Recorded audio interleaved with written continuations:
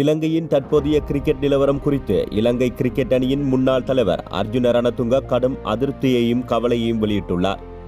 முத்தையா முரளிதரன் கூறியது போல இலங்கை கிரிக்கெட்டை இனி சீர்திருத்தவோ அல்லது கட்டியெழுப்பவோ முடியாது என்ற நிலையை தான் ஒப்புக்கொள்வதாக அவர் தெரிவித்துள்ளார்.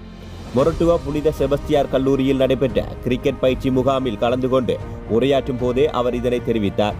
20-20 கிரிக்கெட்டை துரித உணவுடன் ஒப்பிட்ட அவர், அது சுவையாகவும் பார்க்க அழகாகவும் இருந்தாலும் ஆரோக்கியமானது அல்ல என்றார்.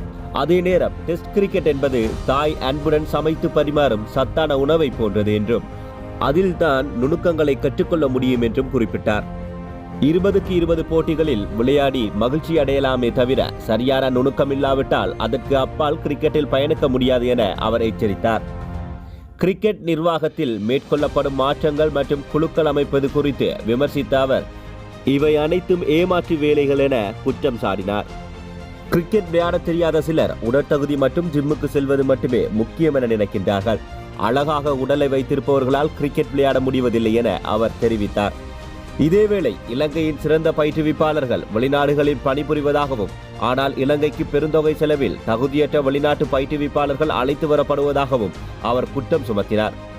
இந்தியா, இங்கிலாந்து மற்றும் ஆஸ்திரேலியா போன்ற நாடுகளுக்கு சவால் விடுக்க முடியாத நிலைக்கு இலங்கை கிரிக்கெட் தள்ளப்பட்டுள்ளதாக அவர் கவலை தெரிவித்தார். கிரிக்கெட்டை சீரழிக்க தேவையான நபர்களையே நாம் பதவிகளில் அமர்த்தியுள்ளோம் என்றும் இனி இலங்கை கிரிக்கெட்டை பழைய நிலைக்கு கொண்டு வருவது கடினம் என்பதை சகலரும் குறித்து கொள்ள வேண்டும் என்றும் அவர் ஆவேசமாக தெரிவித்தார்.